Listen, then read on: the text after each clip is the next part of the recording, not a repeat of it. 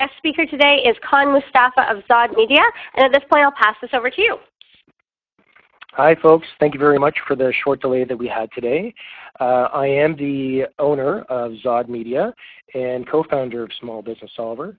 And today we're going to be talking about website best practices. It's become quite a science today in building a website, and there's quite a few things that people don't know. This is just going to be an overview of some of the basic things that we need in our website, and we're going to go through that. So let's look at the first slide that we have.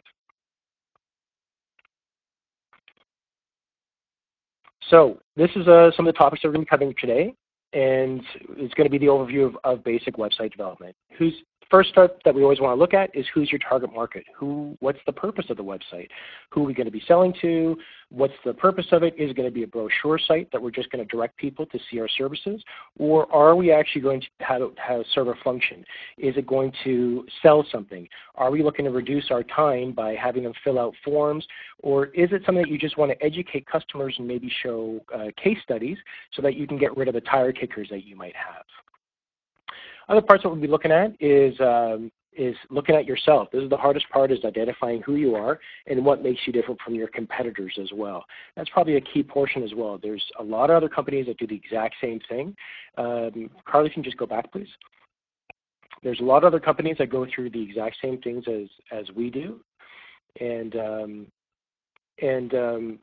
we want to find out what makes you different from your competitor. We're going to talk about some design basics.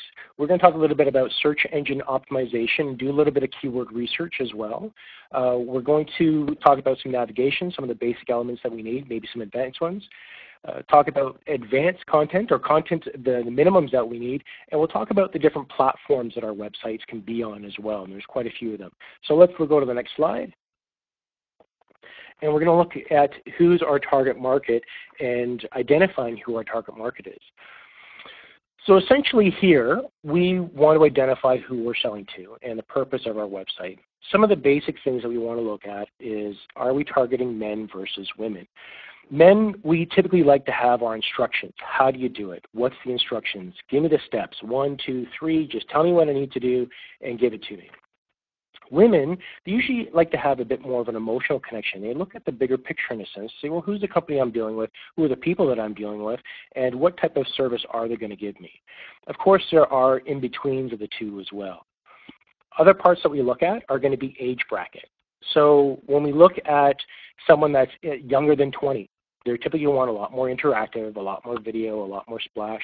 When we get a little bit older, there's certain more components we want, like social media that might be in there.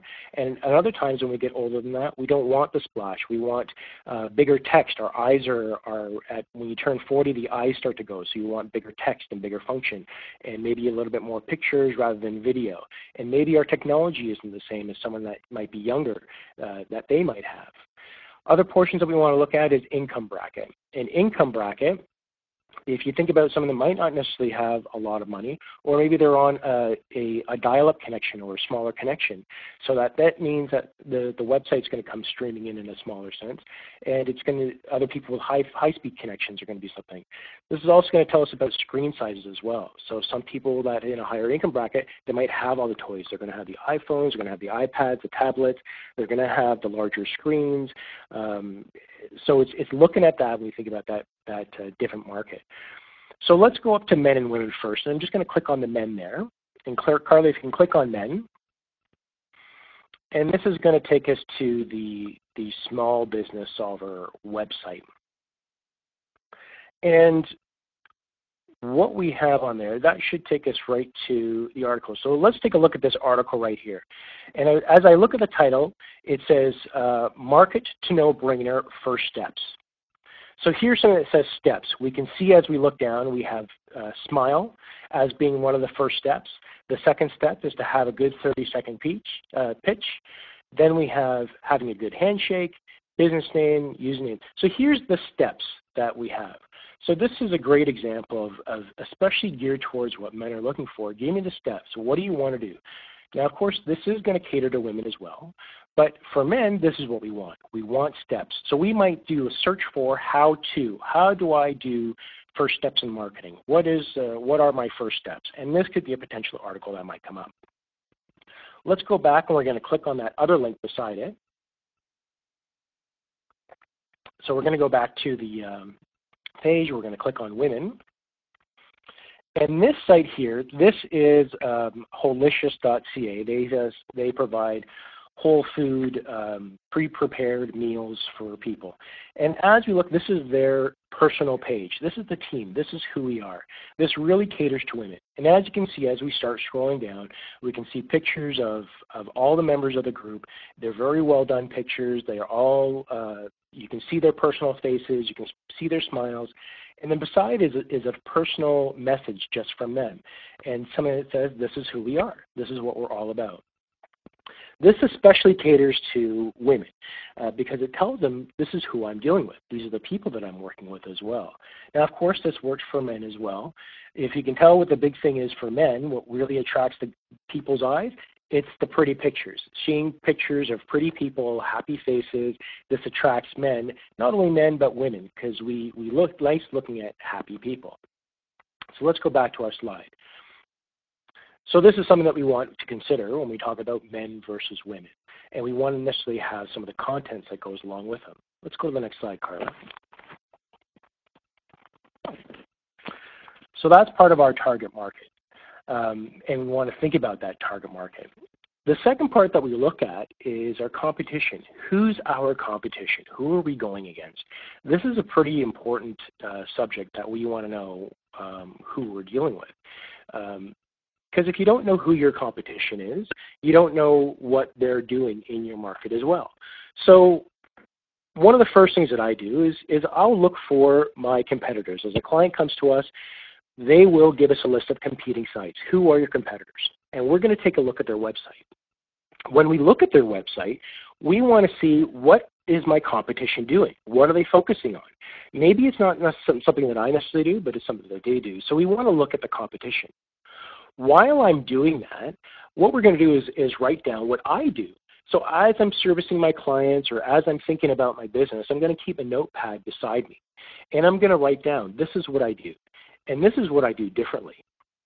So even though there's a lot of web designers out there and web programmers, something that Zod Media does different is that we track human eye patterns. We watch where people's eyes go on a page. So that means in our competing business, when our competitors, when they do a product, a service, a niche, a key differentiator from the competitors, we're going to put that on places that are key, that will direct people's eyes so they can see what our client is doing different from their competitors. So this is what we do differently, and we like to do this for our clients to have something different and make sure people know what you do different from your competitors as well. Let's go to the next slide, Carla.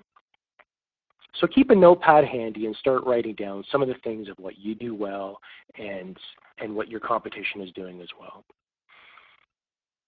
So as we look at, once we have our basic information, we know our content, we know who our competition is, we want to start thinking about our content and what we're going to be putting on the page. And then as we do it, we want to put it on the website. This slide here is showing the basics of our page. Basic structure. So typically at the very top, there's the area there, we call that the header. Logos are typically on the left-hand side, and navigation is either right underneath that part or it's on the left-hand side. This is something that people are used to. They expect websites to be this way. So by having some sort of familiarity, people are going to see, okay, well, this is a website. I know if I need to go to the navigation, I'm going to go to the top right.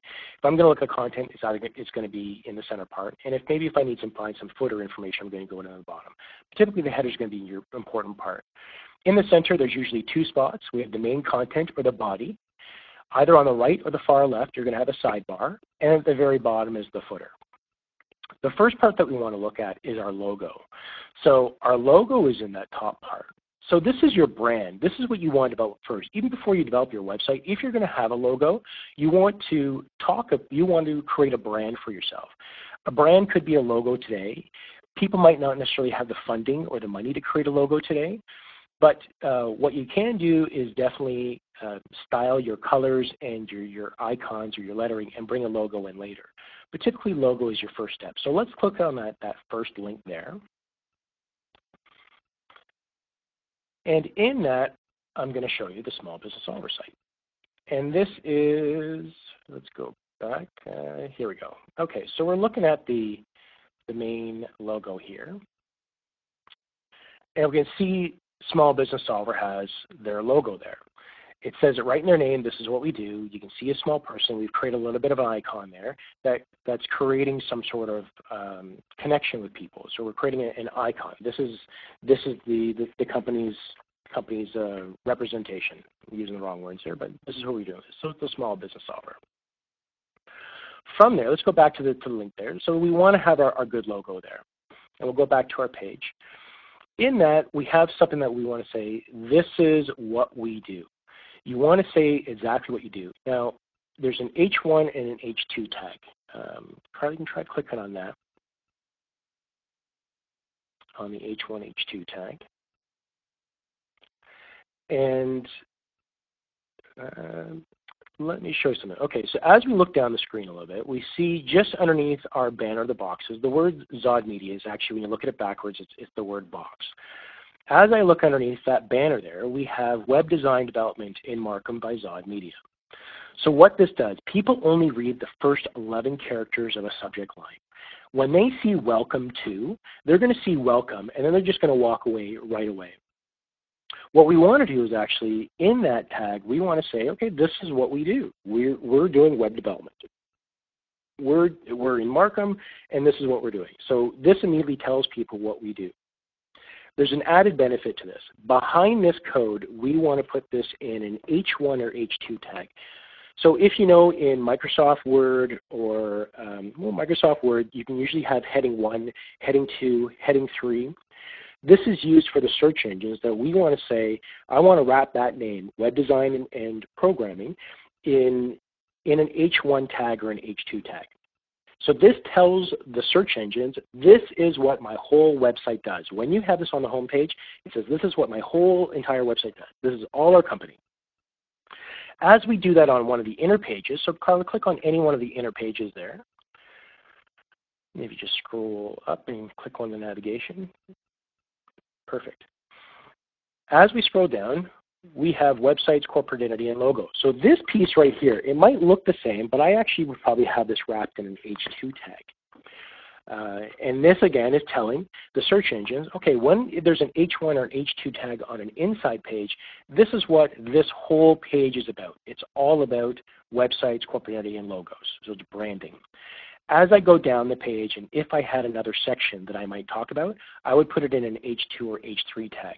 So every section that you might have, you might want to have it in subsections. So you have your primary theme or your primary subject. Then in a smaller tag, you would have less subject. In a second heading. Here we go. And so these lower tags would be an H2 or an H3 tag. So this just describes the information a little bit differently. And the search engine is going to see this, and they're going to see that the information is separated as well. Let's go back, Carla.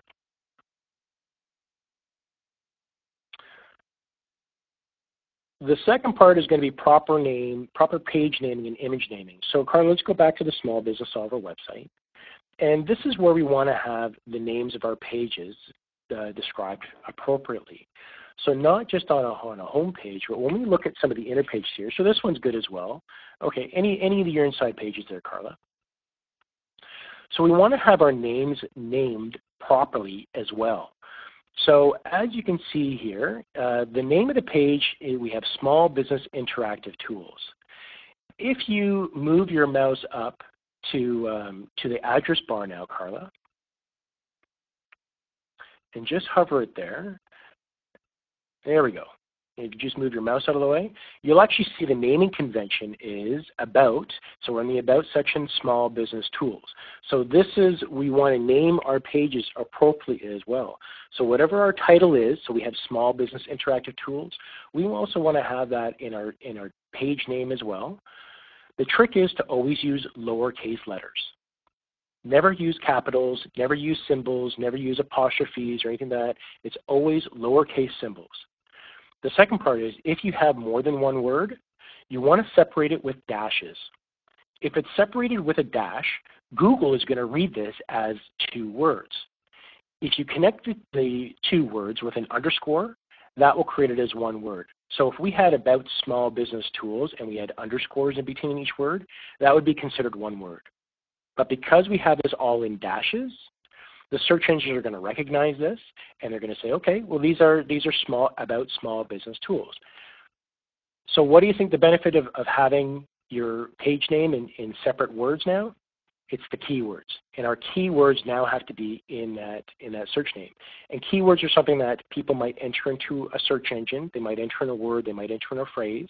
And if those words or phrases are found in your page name, in the title, in the content, you are going to be a potential site that's going to be served up as an option for what that person searched for. So let's go back to the slide, Carla.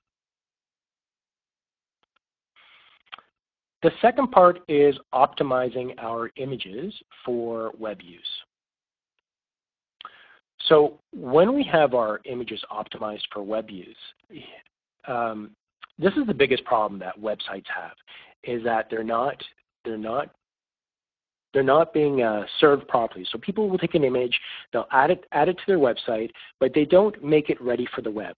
There's a couple of things we want to do. We want to use that same naming convention that we just talked about for the web pages, but we also want to reduce the size of the image. So oftentimes when we take pictures with our phone or with our cameras, it usually creates a 1, 2, 3 megabyte file, which is quite sizable. What we want to do is actually reduce the size. So we want to reduce the actual size of the picture, and then we want to optimize it for web. So let's take a look at this link here. And this is a great website for people that might not have the tool, something like a Photoshop on their website. And this is a website called Websizer.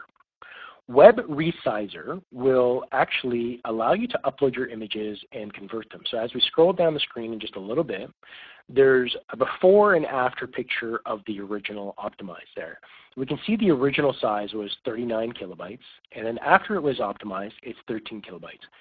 The purpose of optimizing a picture means that for one, you're going to reduce the size, the physical size of it, but then you're also going to the idea is to have a picture as small as possible while keeping the image quality as high as possible. So you can see this is the same picture, but it's been reduced by 66%. Now that might not seem a lot to you. You wonder why they were doing this? This is part of website best practices. Websites expect you, part of something called the W3C, which is the World Wide Web Consortium, and they say this is how you have to build a website. These are all the different people in the world. These are the different devices that they're on. This is the different connections that they might be on. They say this is how you build a website. One of the key pieces is that your images are optimized for web use. So this great tool, you can upload your image, you can resize it down to the size that you need, and then you can optimize it for the web, which will essentially reduce the picture. Now if somebody is on a dial-up connection, it's actually going to take a third of the time less time to download with a smaller image compared to a larger image. So this is really key. Let's go back to the presentation.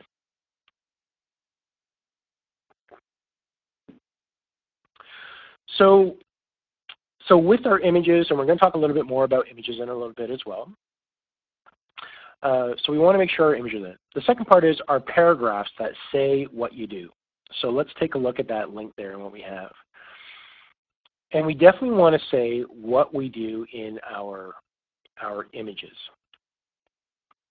So as you can see here, we have Oasis Health and Wellness, which is in their title. You can see health and wellness services for the whole family. And you can see there's a small paragraph right underneath. Oasis Health and Wellness focuses on holistic nutrition and acupuncture. Right away, by looking at that one picture or that one paragraph of text, I know exactly what this company is doing. Now, I would say for this company that they could use more content in this spot, but as a consumer, as I come to this website, I kind of know right away that they're using this is exactly what they're doing. They're focusing on holistic nutrition and acupuncture. You can notice that it's also bolded, so those bold letters are standing out. This also stands for the search engines. So the search engines see, okay, well, here's a page that's on the main website. The main page of your website is the most important for search engines. At the same time, it's looking for these keywords in content. So holistic nutrition is definitely a keyword that people might search for. Acupuncture is something that people might search for. These are pieces that are now that they're bolded on the page as well, it's going to stand out. But if you also notice that the bolding isn't overly done, it's just a few small words and you can know exactly what the company is doing. So this is something that you want on your website. A paragraph, so not only a title that says what you do, something descriptive instead of welcome to, but also a paragraph that says this is what we do in slightly more depth. The rest of the website is going to be used for detailed information. So let's go back to our slide there.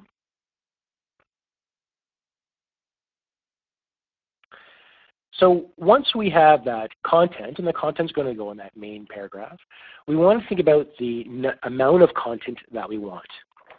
So you can see there we say 500 to 800 words of content. Let's click on that link, Carla. So 500 to 800 words, that does seem excessive. But with search engines, Google recently released, they said, you know, we need to have more content. This is the correct page, Carla. They're looking for 500 to 800 words per page now. For SEO in 2013, it's all about the customer experience. What is the customer seeing? What are they going to see? How are they going to interact with the website? It's all about them. So one of the requirements says you need to have enough content on your website as well.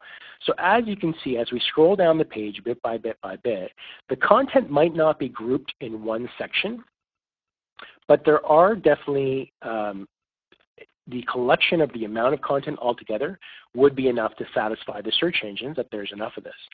Let's look at the Small Business Solver website. You can just go up to your tab there, Carla.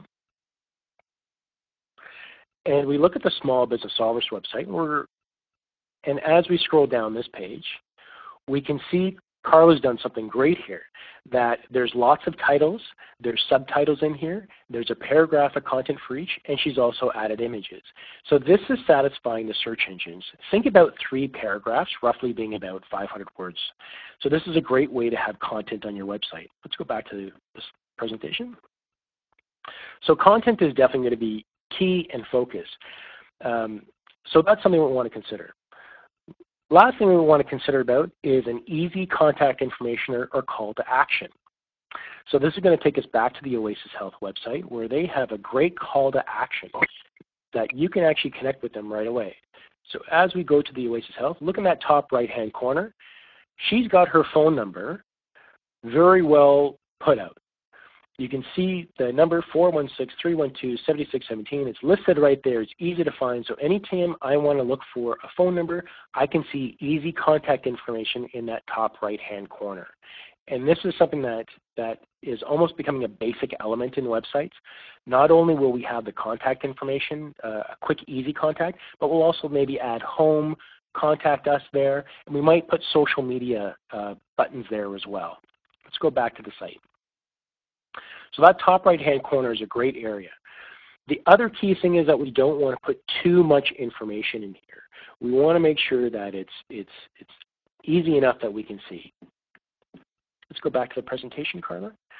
That added white space on the pages as well, that's going to give you time to look at the content on the page, but not be confused with too much content. I don't know if you've ever looked at a menu on a website, or sorry, in a restaurant, and there's just columns of information. And then you wonder, what am I going to have to eat? You know, you just don't know because it's been walls of text, and there's just too much text now that you've never been able to pinpoint on exactly what you want. So having less content, so the theory of less is more really comes into play here. Let's go to the next slide, Carla. So less is more is definitely key when we think about the content on our website. Outside of the basic elements, some advanced elements that we want are definitely going to be the social media buttons. So I'll talk about some trends in just a second here.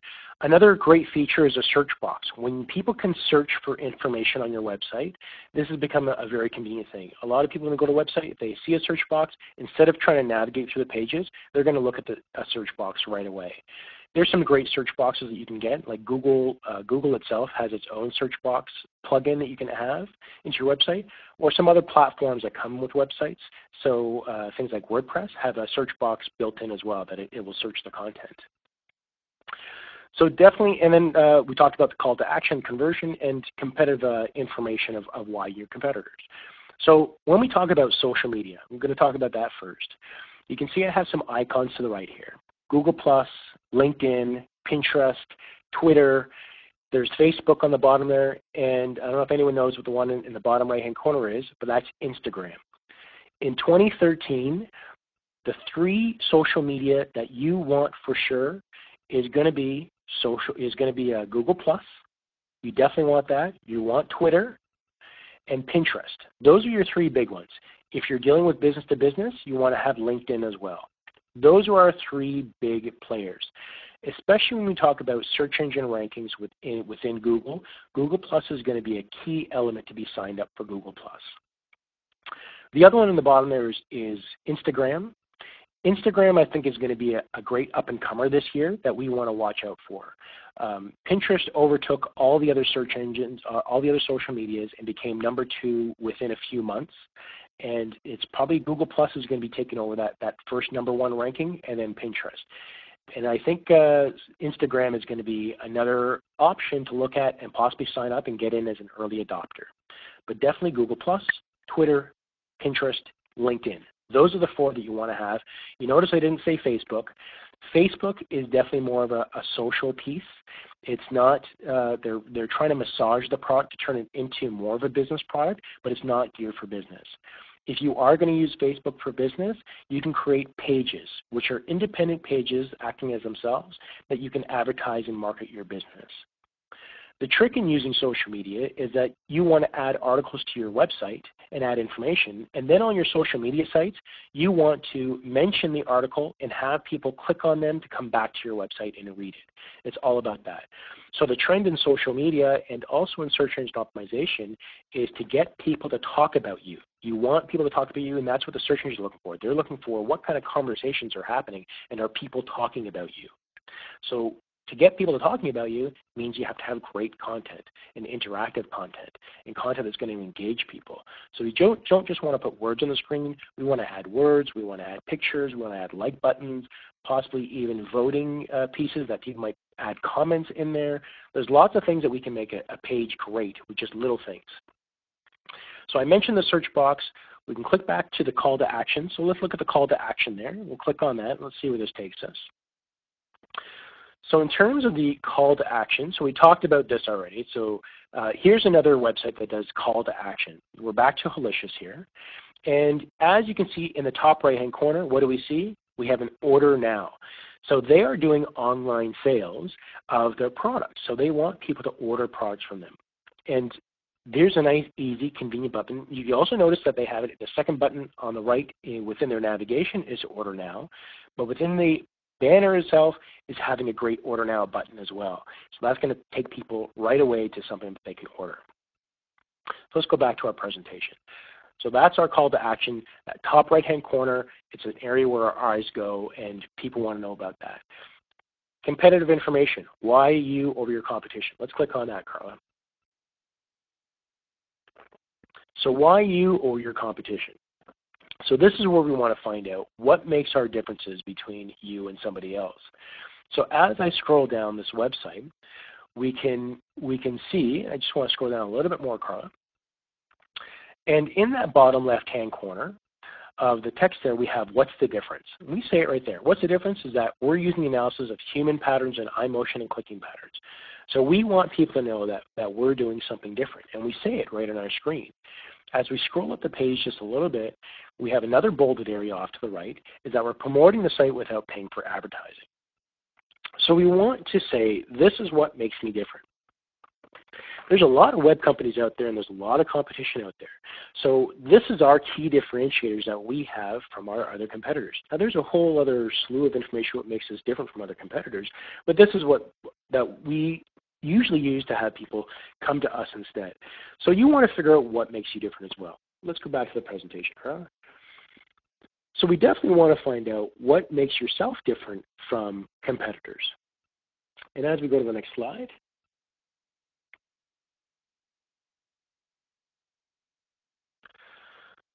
so the next part that we want to talk about is search engine optimization. Now I've touched on quite a bit as we've gone through here. And there's some basic things that we want to do with our keyword research. And this is something that we want you to do as well, is to learn how to use the Google Keyword Tool. So if you went into your browser, go into Google Chrome, wherever it might be, and do a search for Google Keyword Tool, you're going to find the free tool offered by Google. So let's go there right now. And we're going to try, so before you actually put up some content on your website, you actually want to do a bit of a search on there to see what kind of words, what should I name the page, what words should I use in the title, some basic things that we want to put in the phrase there. So here's the basic free version. You don't have to sign in. It's going to give you a few phrases, and it has a spot right away that allows us to enter in some phrases.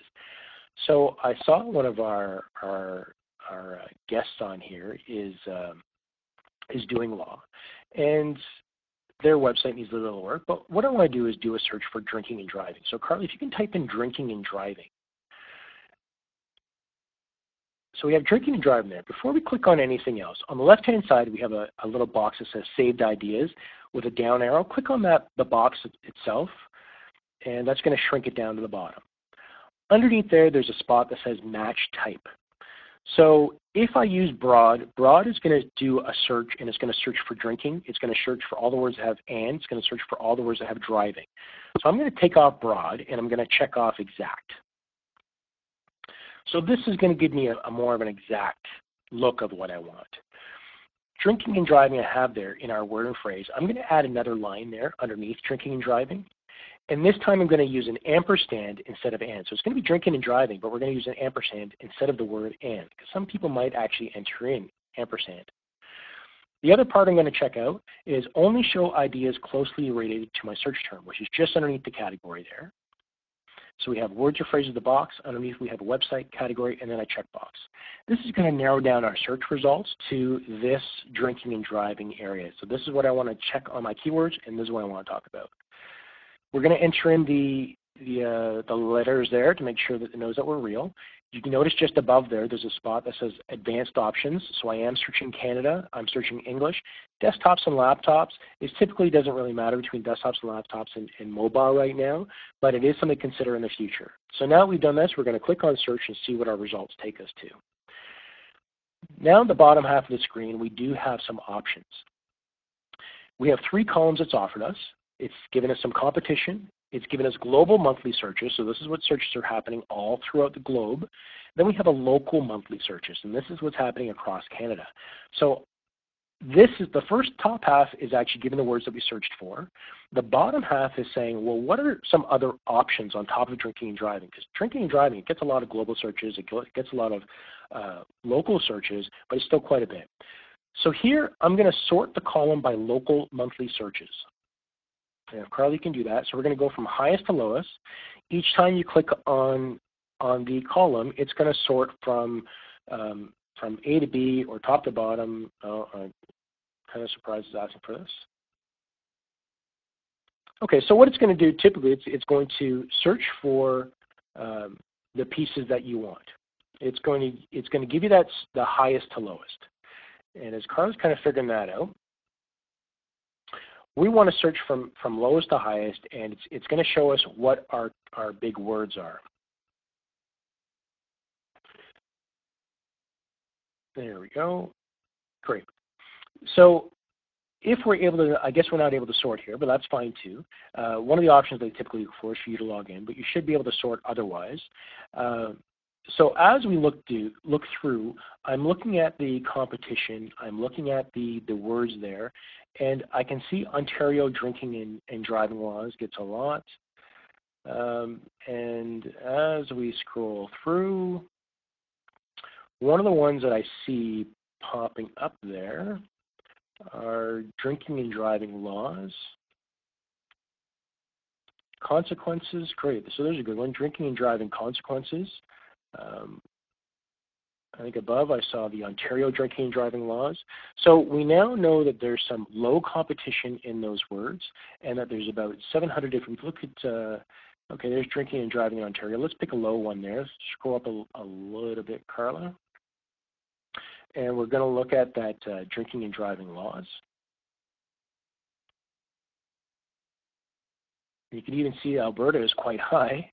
I guess there's a lot of drinking and driving happening in Alberta, where a lot of people are searching for it because they're aware of it. But what we want to do is maybe look for something that's a little bit lower, and we want to find the words there. So here's something, drinking and driving stories. Look at that third one there. So drinking and driving laws, yeah, that's a little bit high to me. but drinking and driving stories is something. So I can see there's 320 searches. The competition is fairly low. So if I look to a website and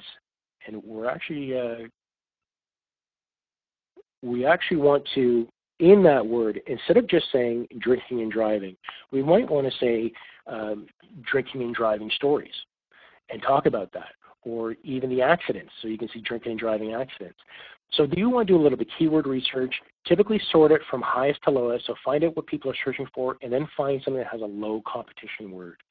And you can jig that. You can change your title of your name of the page, you can change the title, and then you can change the content to have those words in the content as well. And that's some very basic SEO. So let's go back to the presentation now. And it's something that you want to do every time you create an article or every time you put something on the web. Do a quick little search of your words or what you're talking about, and see if you can find some information there. So we're going to use the results for navigation, page titles, the naming, and even internal linking. So in a page, if I'm on my home page or a section I'm talking about drinking and driving, you want to click on that, but I want to say drinking and driving stories and then take me to that page. Don't click on that link yet, Carla. So let's look at that right-hand image that we had on the slide there. And on that slide, this is a independent survey that was done of search engine optimization specialist by a company called SEO Moz that does quite a bit of research in SEO. Now this is about a year or two old now, and you can see from this pie graph, this is what the components that Google is looking for in terms of your ranking authority. And some of the things are the social graph meters. In the top right-hand corner, in the number 23%, we can see trusted authority of the host domain. So a lot of companies are using cheap hosting companies that are maybe $1.99 a month, and that's typically your GoDaddy hosting, one-on-one, HostGator, so it can be quite cheap. And additionally, and Charles, I see your question. We're going to get to that in, just afterwards. And then we can also see link popularity on a page in that bottom right corner of the graph. So I want to pay focus of the hosting authority. So we want to have a good host. So let's click on that link there, Carla. And I want to tell you about something about hosting companies. When you look at your host, don't always look at the cheapest. This is the website hosting for Zod Media. Scroll down a little bit, please. And one of the things that's done differently is that, we use a company called the Savis Data Network, and they're one of 4 data centers positioned in the world as the leader of hosting. So there's an independent study there by Gartner Group that researched them. So by clicking on that link, that will take you to a paper, to their site that kind of talks about this. So what I'm just trying to point out here is that before you just go to a host, don't go to a host and just get it because they're cheap, because there's a reason why they're cheap. And it could affect your rankings on your website. So do a little bit of research on the website, on the hosting company, and make sure it's good. I will say this, GoDaddy is great for your domains, but not for hosting. So I really suggest you avoid that on a professional opinion. We're just going to go back to the keywords since we have a little bit of time, and we're going to go back one slide. And we have a question from Charles about not being clear on the number of keywords in terms of low competition. So let's go back to the keyword tool again. Not on this page, Carl, it's the next slide, but we're going to go back to the Google keyword tool, and you should have that open still. And we're going to scroll down a little bit. And we already have so here, let me explain the three columns and how this works. I'm sorry, I should have done that earlier. So we have 3 columns. We have our competition, our global monthly searches, and our local monthly searches. I'll talk about the last 2 columns first, which is our monthly searches. This is the words or the number of times a word or a phrase is being searched for. So I can see drinking and driving facts. Drinking and driving facts. There are 14,800 people in Canada that are searching drinking and driving facts specifically as we see it there every month. In Canada, sorry, that's globally. In Canada, there are 1,300 people a month entering in specifically drinking and driving facts. So each one of these keywords that you see here is a keyword or phrase. This is what actually people are entering into the search engine. The numbers on the far 2 right columns is the number of times it's happening. So you could see, if you see this as supply and demand, this is the demand. This is how demanding this word is, and this is how many people are searching for it. The competition is how many websites are actually that actually have these words on their website. Do they have it in their title? Do they have it in their words? So Carla, if you go to Drinking and Driving Facts and you just click on that link once, at the bottom is going to be, at the very top there, it says Google Search. So we're going to click on Google Search of the submenu that came up. So let's click on any one of those that we can see. Or we can just go, let's just go to google.ca. I see you have the toolbar up at the top there. And just go into your Google search and let's do a search for Drinking and Driving Facts. There we go, we're at Google. We're going to do a search for Drinking and Driving Facts.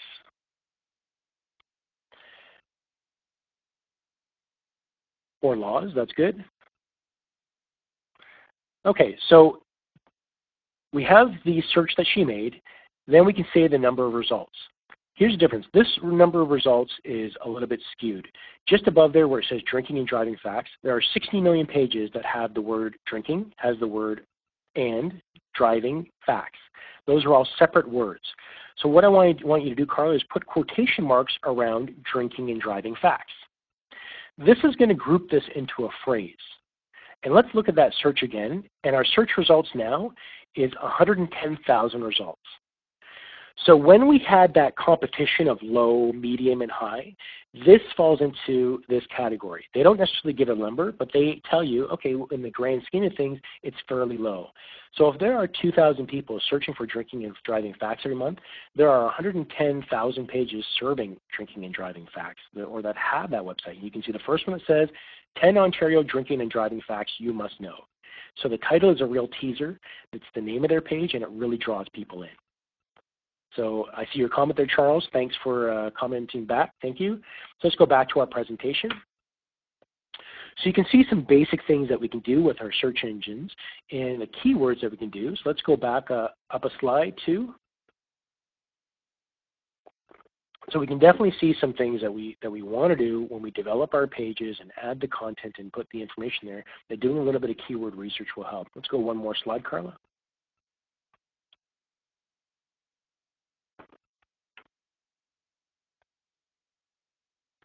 And we're going to go one more to navigation basics. And I think we're going the wrong way, Carla. So keep going the other way, and you're soon going to find something that says navigation basics. There we go. So now we wanted to think about our content and information. Now before we showed the slide between the header, the body, or the main content, and the footer area. Some of the basic elements that we see in the header are the home, the contact us, the social media. I'm going to jump to the far right, which is the footer. Typically we have our privacy policy, our terms of use, shipping details, and returns information. I'm going to say start researching your privacy and terms of use. This is actually something really key that if you're, say, storing people's information, or if the way that if somebody calls you and they want some information, they're going to leave their name and phone number with you, it's now becoming law. So there's the Disability Act for Ontarians that became law last year, January 2012, that says your website has to be developed for people with disabilities. But there's also going to be laws around privacy use that's big in the UK and the States, and privacy is big here. So you want to start having a privacy policy on your website. Terms of use, this is how you can use my website. You can't use it for this, you can't use it for that. So something to protect yourself and to protect your clients so people know how you do business. Shipping details, return information. If you're making any type of sale online, you need to tell people, and this is becoming law now, especially if you're going to have online sales, that the credit card companies are going to require you to have these pieces. You're going to have to say, okay, this is how you're going to buy your product. This is how soon you're going to receive it. This is the information that you need to tell people how they're going to get their product and when they're going to get it. And then if there's any problems, how can they return it back with an issue? So this is where you clearly want to say that you have a 30-day guarantee, that you want to, it's going to take this much to pay, you have to pay for your shipping to return it, et cetera, et cetera. So having that information is good. Let's look in the center of the body. So this is the main guts of our website, and this is what makes us different from everybody else. Typically, you're going to have your services and product categories. So think about your business. Think about the different areas that you have in your business. So if it's a product that you're selling, are you going to have it separated into categories? You want to separate this information out. People are easier and they're better to make small choices. So you give them small digestible chunks, maybe 3, 4 choices. They can click on that, and then you can give them 6 choices, 8 choices. They can click on that, and you can give them more choices. People will follow a path. If they're given small choices and then you can give them more and more, they will continue going because, well, I've gone this far, so I might as well continue. So you can direct people to a certain path by putting your information into smaller categories. Other things that you want to have is a blog or a section for articles. Carla does a great job with this with Small Business Solver, where there's lots of articles and content.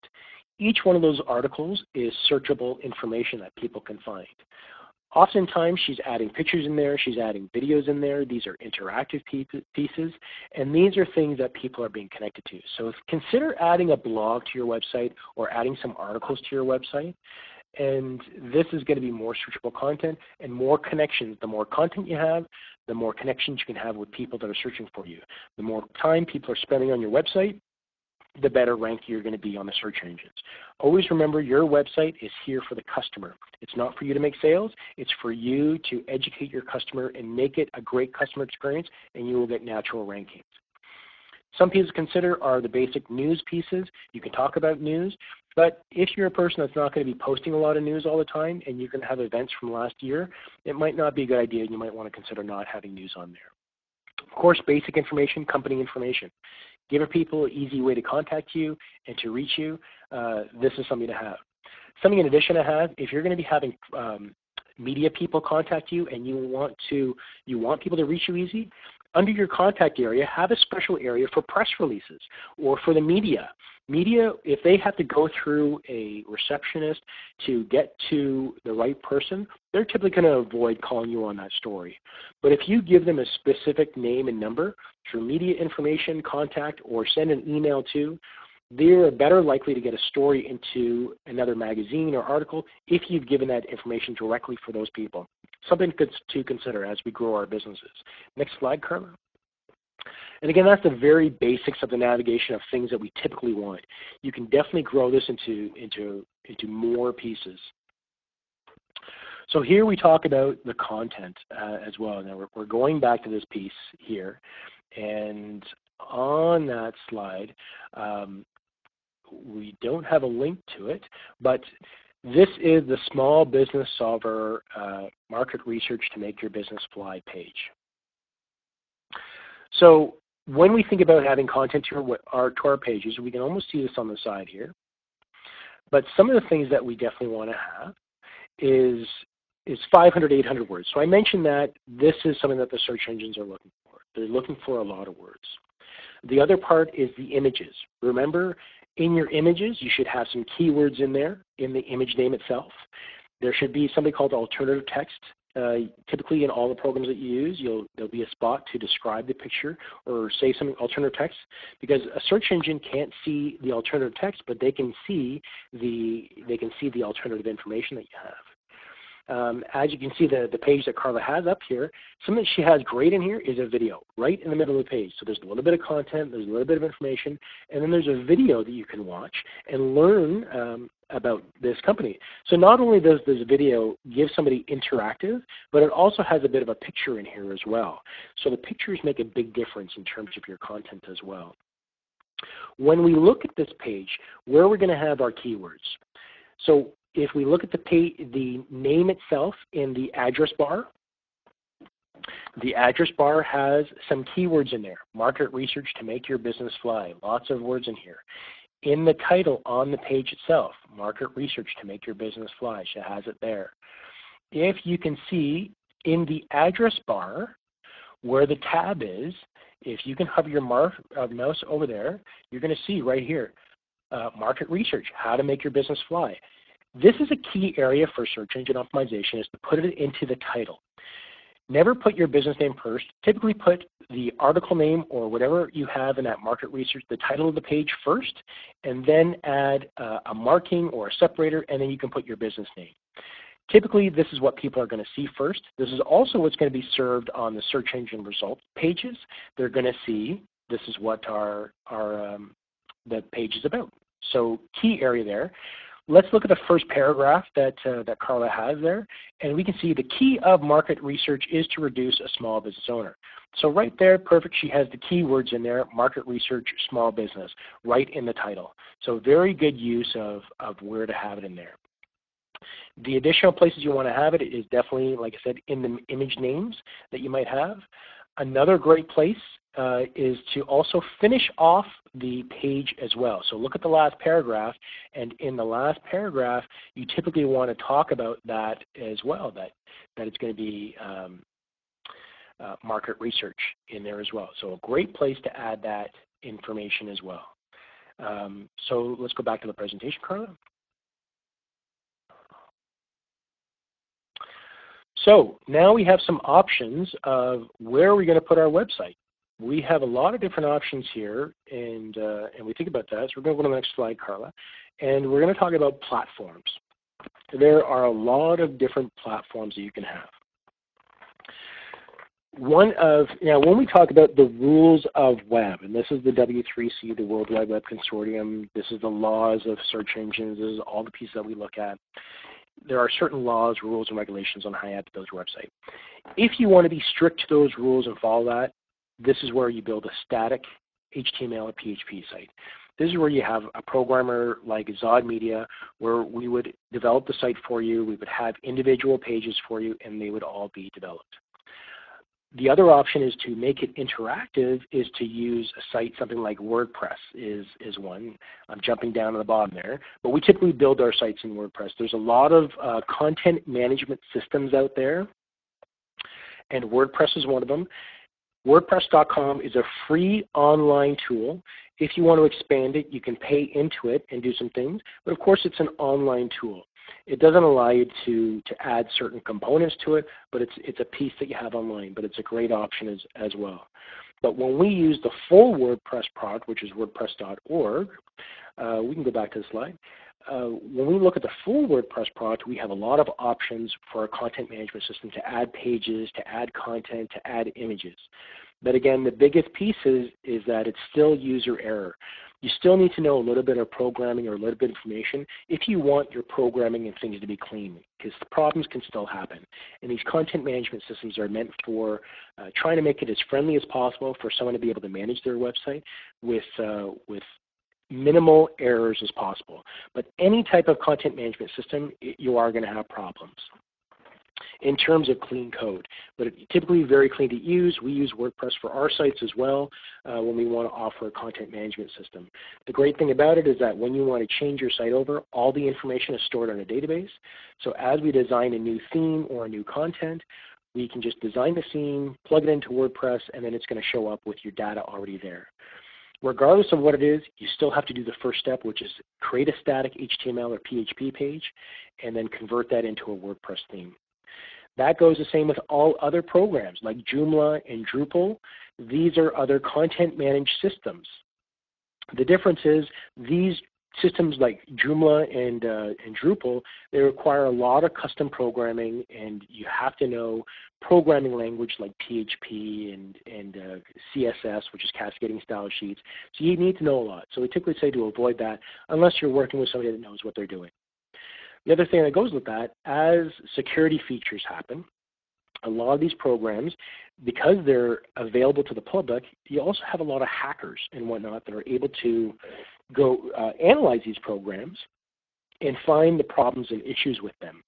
So because it's an open source product, people get into it, they'll find all the holes and whatnot, and then they can hack into people's websites, which happens quite a bit as well. So this is where you want a product that can upgrade itself easily in the back end while keeping your security up. But the themes need to be developed properly as well. I also mentioned Google Sites up there. This is another free website that you can go in and create your own website using Google Sites. That's great. Carla's jumping in for us, and we're going to take a look at Google Sites. And this is a pretty straightforward system that allows you to essentially pick a theme, pick a look of how the page is going to look. You have some different options and variations of what you can create, and then simply it's a matter of adding your content, adding some pictures, adding a bit of information. But even though this is supplied by Google, just know that there are also programming issues with it as well, because it is a content managed system, and it's also online. So there's a lot of issues that can happen with it. But this is another alternative to a free website that you can create yourself, and at least to get a basic online presence. When you have a little bit of money, then you can work with a company like Zod Media that we can help you.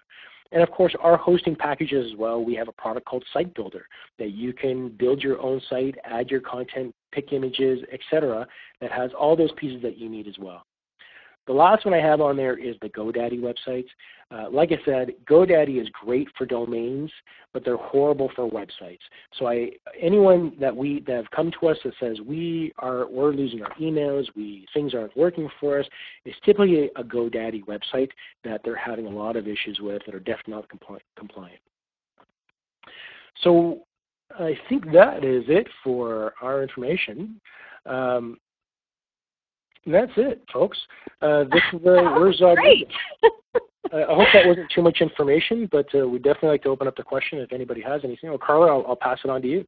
No, that was wonderful. I think that was a ton of information. So I'm going to stop the recording right